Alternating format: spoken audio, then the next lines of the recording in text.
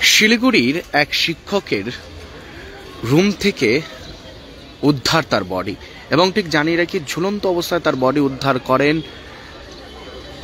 সেই স্কুলেরই যে প্রধান শিক্ষক তিনি দেখতে পায়। এবং ঠিক জানিয়ে রাখি শিলিগুড়ি জলেশ্বরী বাজার এলাকায় এক স্কুল ছিলেন এবং সেই স্কুলের নাম মাতঙ্গিনী শিশু নিকেতন, এবং সেই স্কুলেরই কম্পিউটার শিক্ষক তিনি কম্পিউটার শেখাতেন শিলিগুড়ির বেশ কিছু স্কুলে।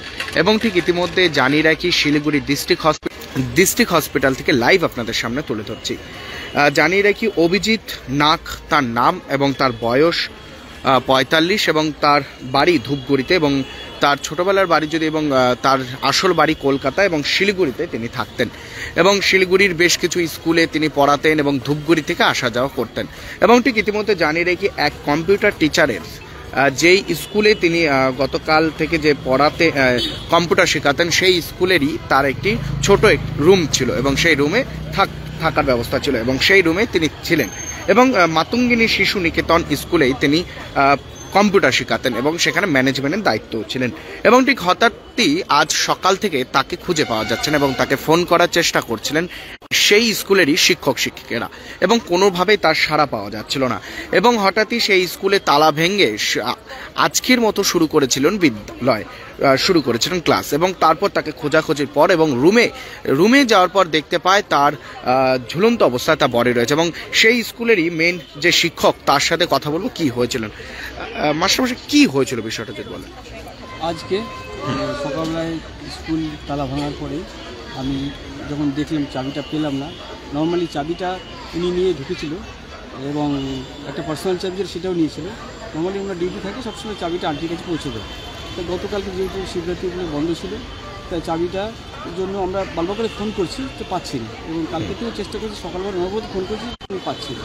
তারপরে চাবি না পাওয়ার পরে তো যেহেতু স্কুল শুরু হবে সেই জন্য গার্জিয়ান পক্ষ থেকে তালাটাকে ভাঙায় বাচ্চাদের ক্লাসে নেওয়া হয় এবং ক্লাস যথারীতি ক্লাস শুরু হয়। এবং আমরা দুটো ক্লাস নেওয়ার পরে আমি ঠিক সেই সময় স্কুলে ভাঙার পরেই আমি স্কুলে ঢুকি। ব্যাপারটা কী, ব্যাপারটা দেখার পরে দেখছি যে এরকম তালা ভাঙা এই অবস্থা।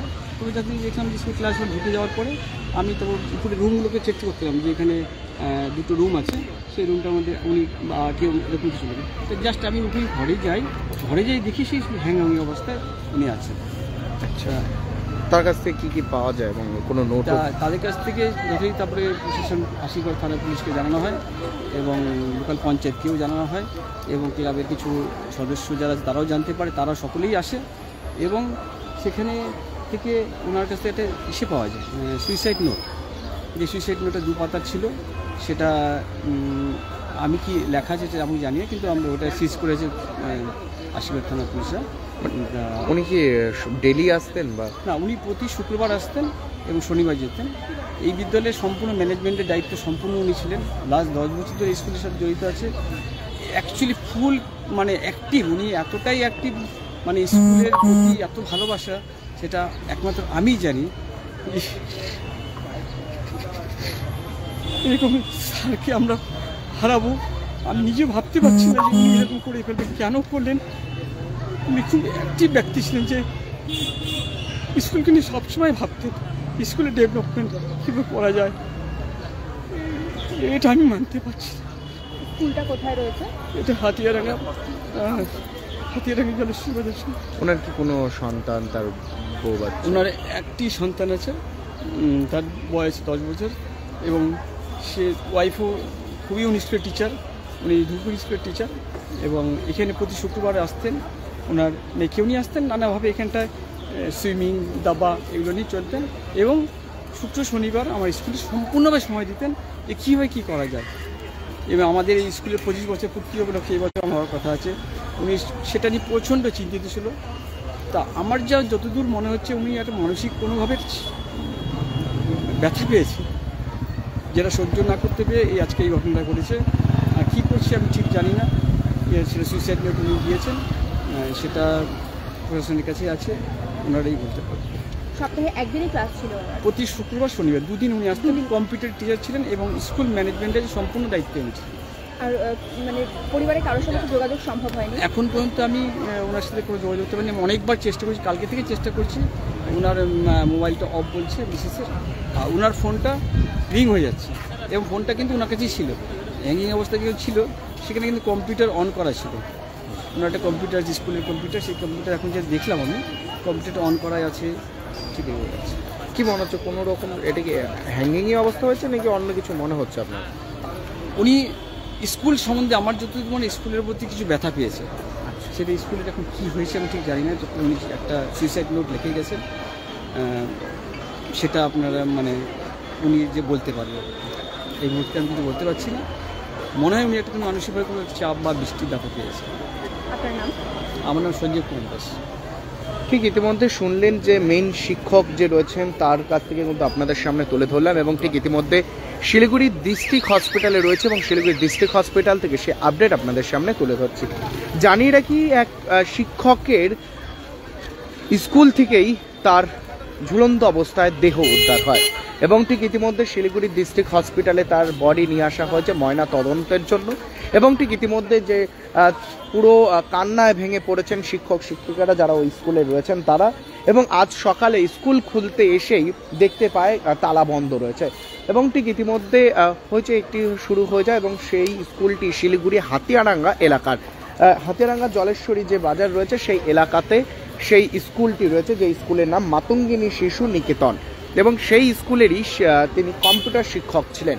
এবং ঠিক ইতিমধ্যে সেখানে হঠাৎই তার যে স্কুলে একটি রুম ছিল, সেই রুমে যখন প্রধান শিক্ষক যখন সেই রুমের ভিতরে প্রবেশ করে সে সময় দেখতে পায় তার বডি ঝুলন্ত অবস্থায় রয়েছে এবং তৎক্ষণাৎ খবর দেওয়া হয় আশিগড় ফাঁড়ি পুলিশকে এবং ঘটনাস্থলে আশিগড় ফাঁড়ি পুলিশ পৌঁছায় এবং পুরো বিষয়টি তদন্ত করে দেখছেন যে কি ঘটনা ঘটেছে। এবং সেটাও একটি আপনাদেরকে জানিয়ে রাখি, একটি সুইসাইড নোটও উদ্ধার হয় সেই রুম থেকে এবং ঠিক ইতিমধ্যে সেটাকে নিয়ে যাওয়া হয় আশিগড় ফাঁড়িতে এবং আশিগড় ফাঁড়ি পুলিশ পুরো বিষয়টি তদন্ত শুরু করে দেখেন। এবং ঠিক ইতিমধ্যে শিলিগুড়ি ডিস্ট্রিক্ট হসপিটাল থেকে সে আপডেট আপনাদের সামনে তুলে ধরছি। আরেকবার জানিয়ে রাখি, আবারও শিলিগুড়ি শহরে এক শিক্ষকের দেহ উদ্ধার হয় স্কুল থেকেই এবং ঠিক ইতিমধ্যে তদন্তের বিষয় তদন্ত করে দেখছেন পুলিশ এবং ঠিক ইতিমধ্যে শিলিগুড়ি ডিস্ট্রিক্ট হসপিটাল থেকে সে আপডেট আপনাদের সামনে তুলে ধরছি। এভাবে প্রত্যেকটি খবর আপনাদের সামনে তুলে ধরবো, চোখ রাখুন এসকে লাইভে। নমস্কার, আমি দেবাশিস।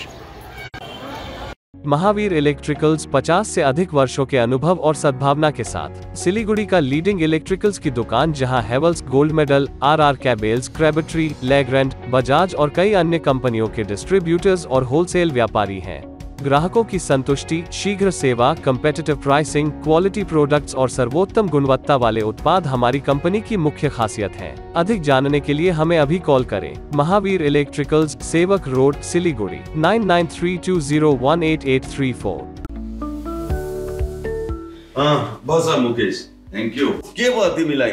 खै सर, 3 तला सिँढी चढेर आएको, म त थाकेर मर्न आँट्यो। अचम्म छ तिमीलाई है, यो उमेरमा तिम्रो यो हालत छ। मेरो एजमा पुग्दा के हुन्छ होला भन त। यो खाऊ हो, एनर्जी पाउँछ। एनर्जी गमी सेवन गरेपछि म फिट छु। उपलब्ध छ Sumani वेलनेसमा, first floor, Sumani building, new market, क्यान्टो।